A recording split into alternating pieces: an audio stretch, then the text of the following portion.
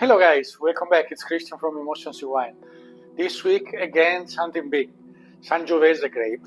So the most planted in all of Italy red grape, even if it may sound strange, but it is, because it's very present in central Italy. Is one of the most important also for the top quality that it can reach. We have two wines, as most of the times, from Tuscany, which is the main region. Of course, as I said, planted in several regions, but Tuscany is the home of Sangiovese.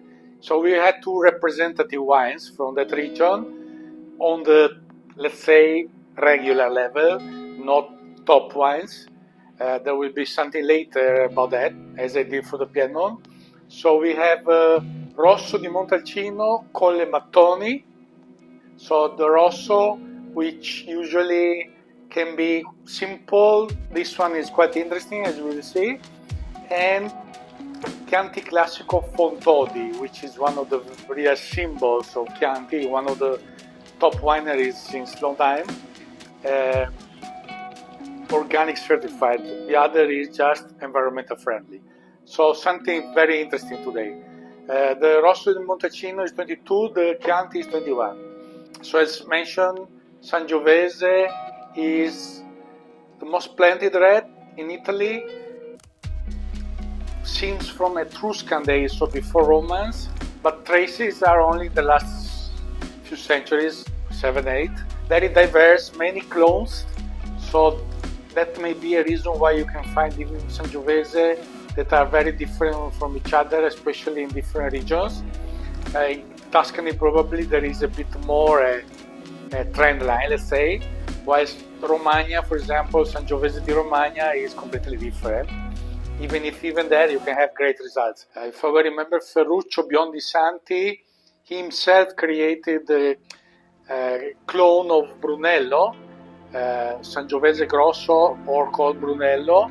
So basically he created the Brunello di Montalcino 150 years ago, something like that, and is slightly different from other clones. It is terroir driven, so this is common point with Nebbiolo and Pinot Noir, as we mentioned in the previous videos. If you didn't see, by the way, in the link you have both Nebbiolo, Barolo, and also the one on the Pinot Noirs.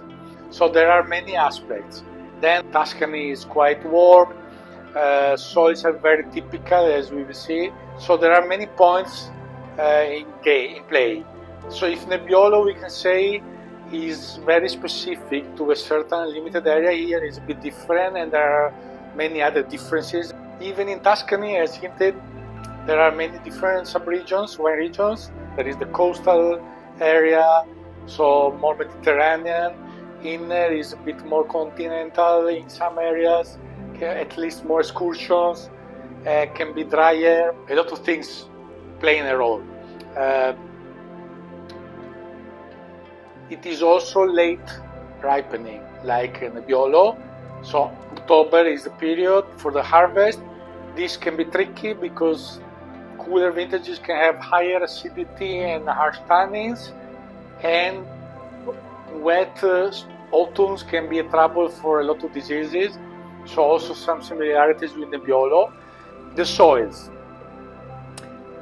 I like to talk about. I know it's not something easy. I will try to be as simpler as possible, play a big role. So first of all, there is high altitude in general in both Chianti Classico and Brunello and Montalcino, up to almost 500 meters also.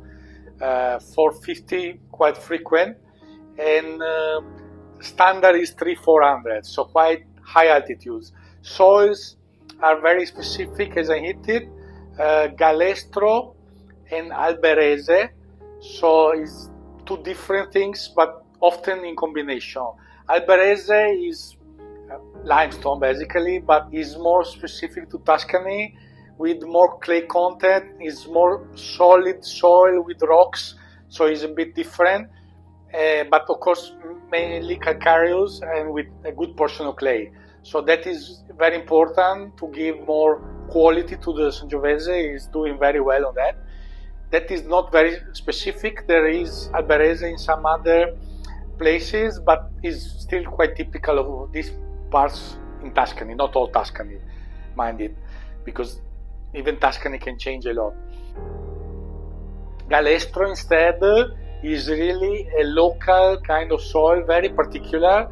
There is not even a proper definition.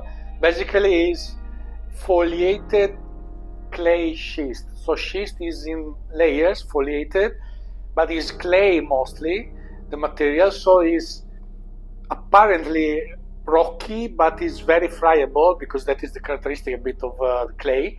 So is a different kind of schist, to make it simple, very typical of there.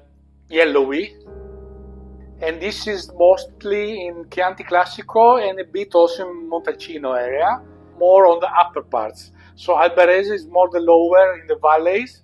So this is making these two wine regions very particular. Montalcino even more, but this will be a topic for another episode. I will focus only on what is about the Rosso di Montalcino that we have today. This was just to give a general idea of the soil. So high altitudes help a lot also for the excursions, especially in September, October. So wines that have aging potential huge, of course, then depending on how is the yields and the work of the winery. So this is medium Fontodi, while Collemattoni is medium small, is below 100,000 bottles. So I start to pour them, I open a while because they need to breathe. I will not do the next day tasting today. You may note the new glasses. Finally, I went to Zalto, the top. After a long time, I didn't use them. So I bought two Burgundy Zalto. So in general, also the color is similar to Pinot Noir and Nebbiolo. We can see, maybe you can note a bit, not that intense ruby. These are relatively young wines, so of course not any aging sign yet. But of course the Rosso usually can age well few years. It's not like Brunello, because usually they use young vines, less well exposed, etc. But this one seems one of the good ones. I didn't try it before, but I read and I had just to check for the wine to be fine, and I've already noted that is quite interesting. Chianti Classico is another story, can age much longer. In fact, the colors are a bit different. Even if it's 1 year older, the Chianti, the color is not more intense, but a bit more ruby, while the Rosso is ruby, but a bit turning. So Zalto is the best. This is the most expensive for sure. In fact, I was thinking a while to buy them, but they are the best because of many things. First of all, very light. The size, the inclination, everything is studied properly, and I verified already many years ago. Tasting here and another normal glass, even premium, there is still difference how you perceive the wine.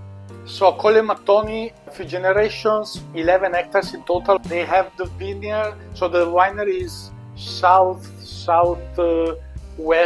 of Montalcino, at still 300-400 meters, but they have vineyards spread it a bit around, and they don't specify which ones are sourcing the Rosso, but they mention the soil is sandy clay with some fossils also, and marl, so that is not really Galestro, it's more the southwestern part of Montalcino, which is not far from the sea.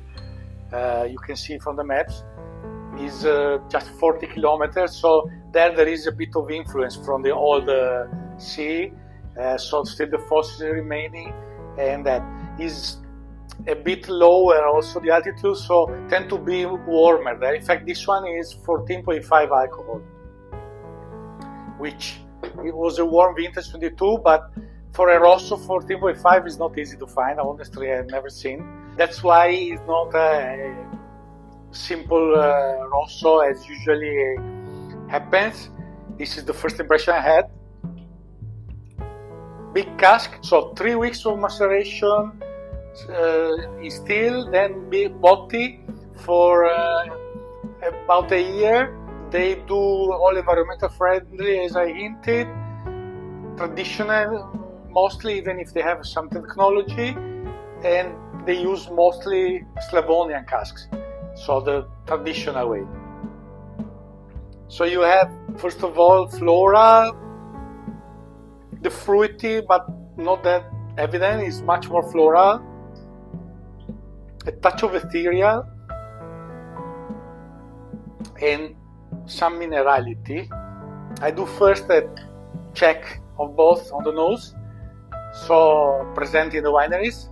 Fontodi said historically is 60 years already the same family owner.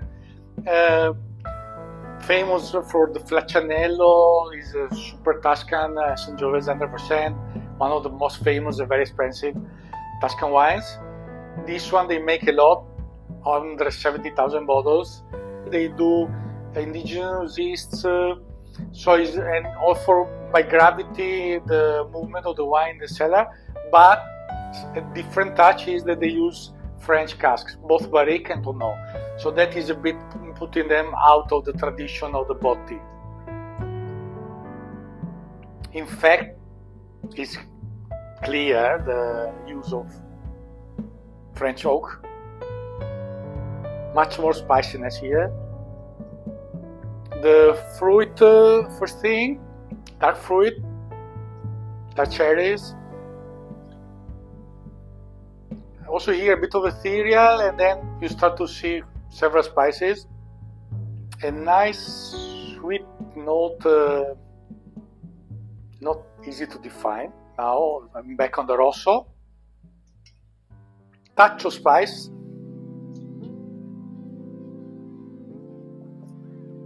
The Chianti Classico is 14 alcohol, so quite classic. So this Rosso has structure, unusual for the majority of the cases.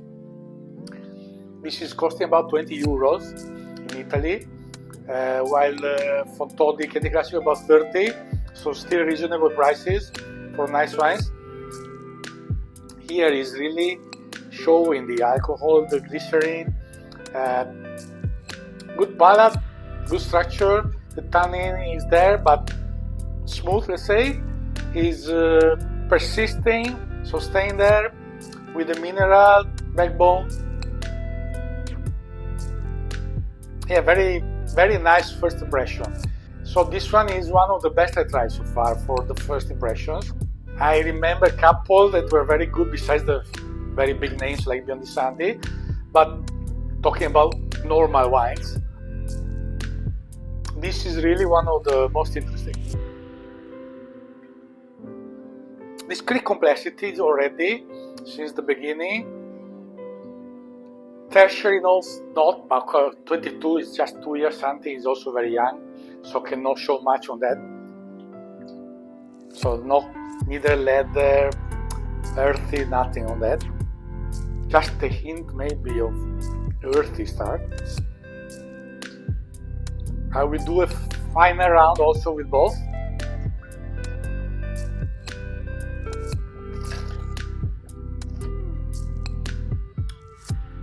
Yeah, the structure is very dry. Still, the tannin is remarkable, but already quite balanced. And the alcohol doesn't disturb at all. And staying there, filling the mouth, and this nice mineral, which shouldn't be that marking in this case, because there is less limestone in that kind of soil that I described. So, but there is a nice minerality. The sandy should give more elegance, so that is an interesting point of that wine, which is. So let's go back to Chianti Classico. So this is in Panzano in Chianti, Fontodi. As said, one of the top ones. They are at 300-400 meters, most of the vineyards. There is Galestro and Alberese. So then, depending on the part of the hill. So the classic composition of the soil for a Chianti Classico. 100% Sangiovese, I forgot to say before. So the only point is the use of the French casks. Also 3 weeks maceration and then 18 plus months of cask aging. And there is no mention about the vineyards in both cases. So I assume they are not that old. So here the fruit was the first part, and then the spices. There is a touch of gamey, things like that.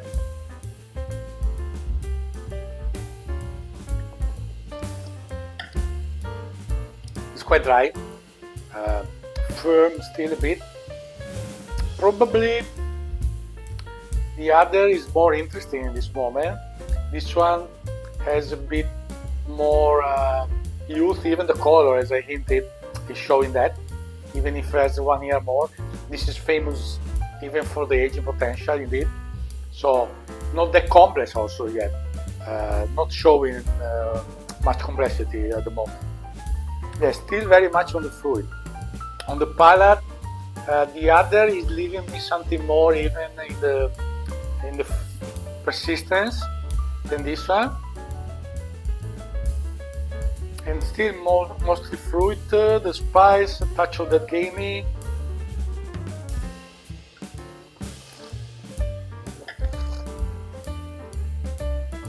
The mineral is there, yes, a lot, but it's firmer. Yeah, this is clearly food. It's very. The second sip, you really feel tight in the mouth. So, but the persistence of the Rosso is a bit more interesting. So, absurdly, because this is really famous Chianti Classico, I was expecting more pleasure. Even now, it's still 3 years something already. It's not that young. While at the moment, the Rosso is giving much more satisfaction. Of course, this will age well. Will show more complexity later on. But in this moment, it's not a wow Chianti Classico. So final 2 round. Now there is a bit of the sweet strawberry, some flinty mineral, and a touch of chocolate, I would say.